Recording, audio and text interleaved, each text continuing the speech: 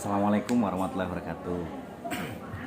Salam hebat dan luar biasa untuk komunitas Ratu Lisa di seluruh Indonesia, untuk mahasiswaku linguistik yang tentu saja hari ini senantiasa berkabar sehat, berkabar baik. Jangan lupa siapkan semua perangkat pembelajarannya dan jangan lupa ngopi dulu. Alhamdulillah.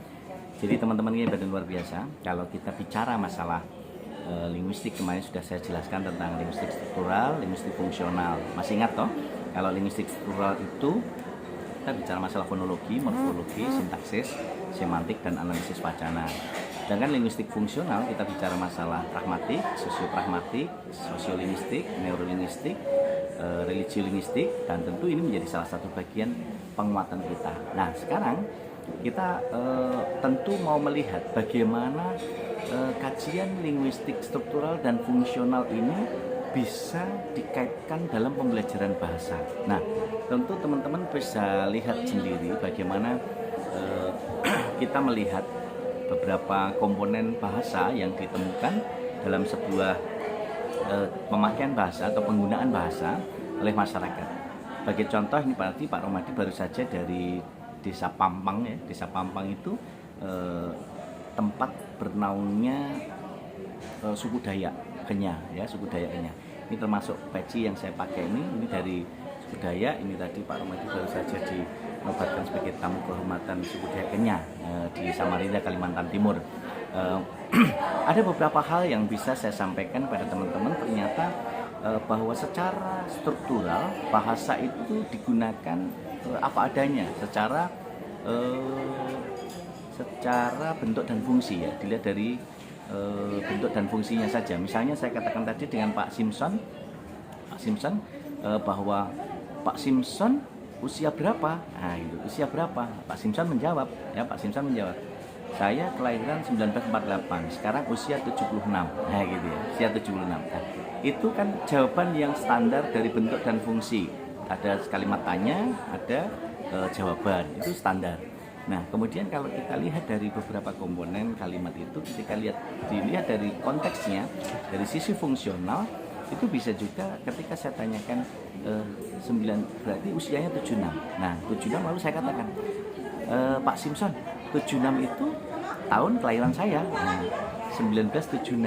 Jadi kalau Pak Simpson itu lahir 1948, 3 tahun setelah kemerdekaan, Pak Romadi lahir 1976.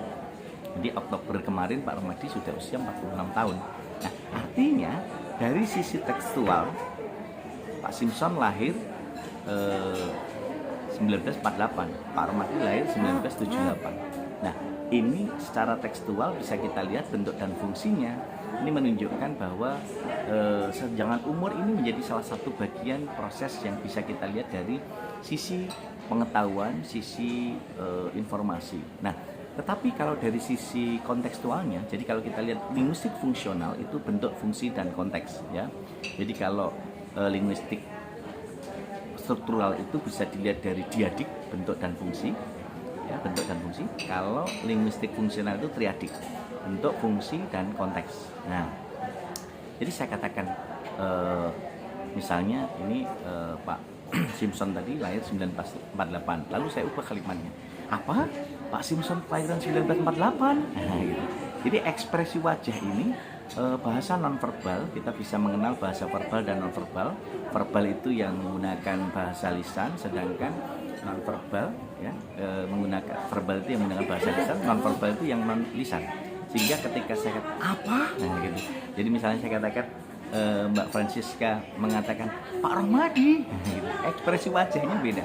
Dan inilah dari sisi fungsional bisa kita lihat bahwa linguistik fungsional bisa kita lihat ekspresi wajah. Kita ingat bahwa fungsi bahasa itu bisa sebagai alat komunikasi. Jadi saya katakan Mbak Sisi mau kemana? Nah, ini kalimat tanya. Mbak Sisi mau kemana? Gitu ya. Jadi ini kalimat tanya yang bisa diperhatikan dalam sisi penggunaan bahasa. Lalu saya katakan Mbak Sisi dari mana? Itu masih dari kalimat struktural bisa kita lihat. Tetapi kalau saya katakan Mbak Sisi ingin jadi dokter ya. Nah,